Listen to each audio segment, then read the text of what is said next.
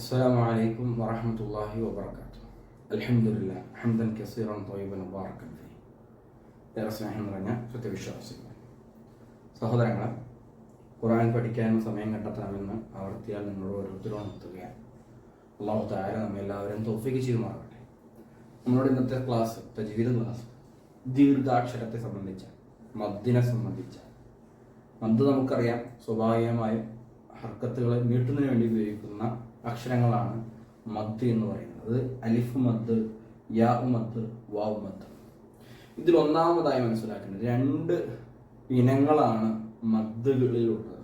ഒന്ന് മദ്ദുൽ അസ്ലി, രണ്ടാമത് മദ്ദുൽ ഫറായി. അത് ഇൻഷാ അല്ലാഹ് വിശദീകരിക്കും. അപ്പോൾ മദ്ദുൽ അസ്ലിയെ സംബന്ധിച്ചാണ് നമ്മളോട് വിശദീകരിക്കുക. മദ്ദുൽ അസ്ലിയിൽ നമ്മൾ മനസ്സിലാക്കേണ്ടതെന്നാണ് മദ്ദു തംകീൻ എന്നാണ്. എന്താണ് മദ്ദു തംകീൻ എന്നുള്ളത് നമ്മൾ മനസ്സിലാക്കാം. അതിലെ മദ്ദു തംകീൻ എന്ന് പറഞ്ഞാൽ, ഇപ്പോ യാ മദ് അൽ ഉമ്മീന,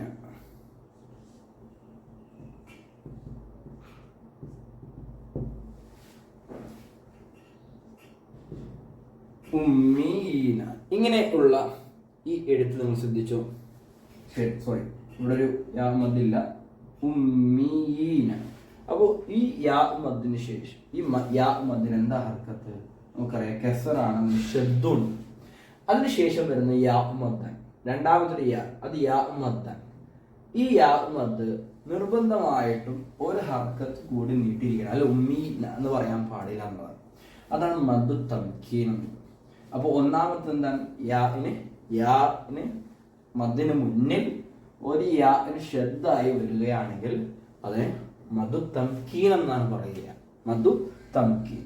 അതുപോലെയുള്ള മറ്റൊരു അന്നബിയീന വഇദാ ഹയ്യീതും വഖാതമൻ നബിയീൻ ആണ്, അൽഹവാരീൻ ആണ്. അവിടെ നിർബന്ധമായിട്ടും എന്ത് ചെയ്യണം? മദ്ദുൽ അസ്ലി ചെയ്തിരിക്കണം എന്നുള്ളതാണ്. മദ്ദുൽ അസ്ലി ഒരു ഹർക്കത്ത് നീട്ടിയിരിക്കണം എന്നുള്ളത് നിർബന്ധമാണെന്നുള്ളതാണ്. ഇനി മറ്റൊരു നിയമമാണ് യാ കഴിഞ്ഞിട്ട് ആമനു ആമനു വഅമിലു ആണ്. ഞാൻ ഇവിടെ വഅമിലു എന്ന് എഴുതി. അപ്പോൾ ആമനു എന്നുള്ളതിന് ഈ മദ്, ഈ ലൊമ്മിന് ശേഷം വാവ് മദ് വന്നു അല്ലെ, സ്വാഭാവികമാണ്. ശേഷം ഈ ഒരു വാവ് വന്നു കഴിഞ്ഞാൽ അവിടെ നിർബന്ധമായും മദ്ദു തംകീന് ചെയ്യണം എന്നാണ് പറഞ്ഞത്. അപ്പോൾ നമ്മൾ മനസ്സിലാക്കിയതുപോലെ യാ മദ്ദിന് മുന്നിൽ യാ ഷദ്ദായി വരിക.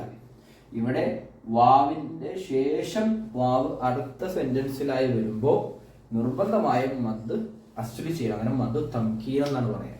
മദ്ദു തംകീൻ നിർബന്ധമായും ചെയ്തിരിക്കണം എന്നതാണ്. അപ്പോൾ രണ്ട് കാര്യങ്ങളാണ് ഇപ്പോൾ നിലവിൽ നമ്മൾ മനസ്സിലാക്കിയത്. മൂന്നാമത്തത് യാ മദ്ദിന് ശേഷം ഹർക്കത്തുള്ള യാ വരിക. അപ്പോൾ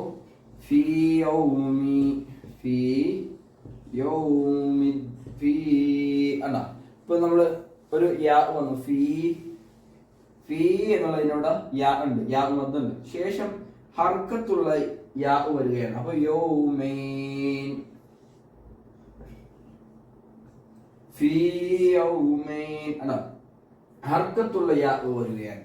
ഇനി അടുത്തൊരു യാ മദ് വന്ന രീതിയിൽ അല്ലദീ യുവസ്വിസു, സൂറത്തുൻ നാസ് നമുക്ക് എല്ലാവർക്കും അറിയാവുന്നതാണ്. അല്ലദീ, അവിടെ യാ മദ് ഉണ്ട്. അല്ലദീ അടുത്തതിൽ എന്താണ്? യാ ഹർക്കത്തായി വരികയാണ്. ഇതേപോലെ ഹർക്കത്ത് ലൊമ്മ് ആയിട്ടാണ് വരുന്നത്. പക്ഷെ എന്നിരുന്നാലും ഒരേ നിയമമാണ്. മദ്ദു തംകീൻ എന്നാണ് ഇതിനെ പറയുക. അപ്പോൾ മദ്ദുൽ അസ്ലിയിൽ നമ്മൾ പ്രത്യേകം മനസ്സിലാക്കേണ്ട ഒരു കാര്യമുണ്ട്. മദ്ദു തംകീൻ ഉണ്ട്, അതേപോലെ തന്നെ അതിലുള്ള മറ്റൊരാണ് മദ്ദുൽ ബദൽ. എന്താണ് മദ്ദുൽ ബദൽ എന്നുള്ളത്? ഞാൻ ഈ യൗമി എന്നുള്ളത് നേരെ താഴെ എഴുതണം. അപ്പോൾ ബദൽ നമുക്കിവിടെ എഴുതാം. അപ്പോൾ മദ്ദുൽ ഫീ യൗമീൻ. അപ്പോൾ ഇതാണ് മദ്ദുൽ യാ, ശേഷം ഹർക്കത്തുള്ള യാക്കും വന്നു. അതാണ് ഇവിടെ നിയമം കേട്ടോ. ഓക്കെ, ഇനി മദ്ദുൽ ബദൽ.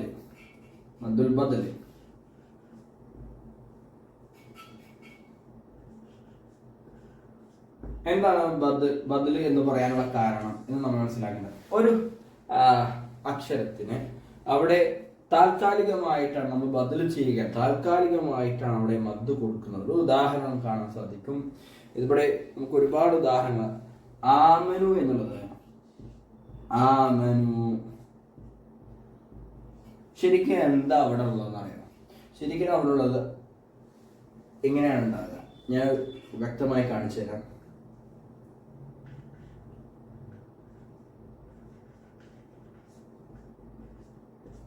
ഇങ്ങനെ അവിടെ ഉള്ളത് ആമനു എന്നുള്ളത് ശരിക്കും എഴുത്തുന്നത് അമനൂന്നാണ്. പക്ഷെ അത് നമ്മൾ താൽക്കാലികമായി ഈ അലിഫ് ഹംസക്ക് സുക്കൂൻ ചെയ്യപ്പെട്ടതിനെ നമ്മൾ എന്ത് ചെയ്യുന്നു? മദുൽ ബദലാക്കിയിട്ട് നീട്ടാണ് ചെയ്യുക. അപ്പോൾ ആമനു എന്ന രീതിയിൽ. മറ്റൊരു ഈമാന, ശരിക്കും ഈമാന എന്നുള്ളത്, ഈമാന എന്നുള്ളതിന് ശരിക്കും എന്താ വേണ്ടത്? ഇവിടെ യാമത്താണ്. ഈമാന ഇങ്ങനെയാണ്. ശരിക്കും എന്താ വേണ്ടത്? ഈ മാന ശരിക്കും ഇങ്ങനെയാണുള്ളത്. അത് അറബി എന്നതിന്റെ നിയമം നമ്മൾ അതിന്റെ രൂപങ്ങൾ പഠിക്കുമ്പോൾ നമുക്കത് മനസ്സിലാക്കും. പിന്നെ ഊ എന്നുള്ളതിന് തൂ എന്നാ ശരിക്കും. അപ്പോൾ അത് നമ്മൾ അവിടെ മദ് ആയിക്കൊണ്ട്, മദ്ദുൽ ബദലി ആയിക്കൊണ്ട് നമ്മൾ എന്ത് ചെയ്യുന്നു? പാരായണം ചെയ്യുന്നു. അപ്പോൾ അത്തരത്തിൽ നിയമങ്ങൾ ഇതിലുണ്ട് എന്നുള്ളത് മനസ്സിലാക്കി വെക്കുക. ഇത് കോമൺ ആയി എല്ലാവർക്കും അറിയണമെന്നാണ്. പക്ഷെ ഇതിന് മദ്ദുൽ ബദൽ എന്നാണ് തന്നെ പറയുക. മദ്ദുൽ തംകീൻ എന്ന് പറഞ്ഞാൽ യാ മദ്ദിന് മുന്നിൽ ഷദ്ദുള്ള യാ വരുമ്പോൾ തംകീൻ നിർബന്ധമായി ചെയ്യണം. അന്നബീൻ അൽ ഉമ്മീൻ എന്നുള്ള നിയമങ്ങൾ പാരായണം ചെയ്യപ്പെടുമ്പോൾ കാണാം. ഇനി രണ്ടാമത്തെ ഒരു നിയമമാണ് വാവ് മദ്ദിന് ശേഷം അടുത്ത സെന്റൻസിലായ വാവ് വന്നാൽ നിർബന്ധമായിട്ടും ഈ വാവിനെ ഒരു ഹർക്കത്തോട് നീട്ടുക എന്നുള്ളതാണ്. ആമനു വഅമിലു എന്നുള്ളതിൽ തന്നെ. പിന്നെ ഫീ യൗമൈൻ, അപ്പോൾ ഫീ എന്നുള്ളതും ഫീ യൗമൈൻ എന്ന് വായിക്കാതെ ഫീ യൗമൈൻ അതങ്ങനെ നീട്ടി തന്നെ പാരായണം ചെയ്യാൻ മദു തംകീൻ എന്ന് പറയുക. മദുൽ ബദൽ എന്നുള്ളത് നോർമലി നമുക്കറിയാവുന്നതാണ്, ജസ്റ്റ് മനസ്സിലാക്കാൻ വേണ്ടി പറഞ്ഞു മാത്രമേ ഉള്ളൂ. ഇതാണ് മദ്ദുൽ അസ്ലിയുമായി ബന്ധപ്പെട്ട് പറയാനുള്ളത്. മദ്ദുൽ ഇനി അടുത്തെന്നുള്ളത് മദ്ദുൽ ഇവളാണ്. മദ്ദുൽ ഇവൾ എന്നുള്ളത് വളരെ സിമ്പിളാണ്. മദ്ദുൽ ഇവൾ മൂന്നാമത്തെ ഒരു നിയമം. അപ്പോൾ ഇത് ഒന്നാണെങ്കിൽ ഇത് രണ്ട്. മദ്ദുൽ ഇവൾ എന്നുള്ളതും മദ്ദു ഇവൾ എന്നുള്ളതുണ്ട്. അത് വളരെ സിമ്പിളാണ്. ഫതഹ് തൻവീന് വരുന്ന ശേഷം വഖഫ് ചെയ്യപ്പെടുന്ന ഒരുപാട് ഉദാഹരണം സൂറത്ത് നാസിലാത്തിനുണ്ട്. അതേപോലെ തന്നെ ഒരു ഉദാഹരണം തുറാബ, തുറാബ എന്താ തൻവീൻ വന്നു, അലിഫ് മദ് വന്നു, വഖഫ് ചെയ്തു തുറാബ. അതുപോലെ തന്നെ ഒരുപാട് ഉദാഹരണങ്ങൾ ആവശ്യത്തിന് നമുക്ക് കാണാൻ സാധിക്കും. സൊഫ തൻവീനായിട്ട് വരിക, അവസാനം അലിഫ് മദ്ദുൽ ഇവള് എന്നാണ് പറയുക.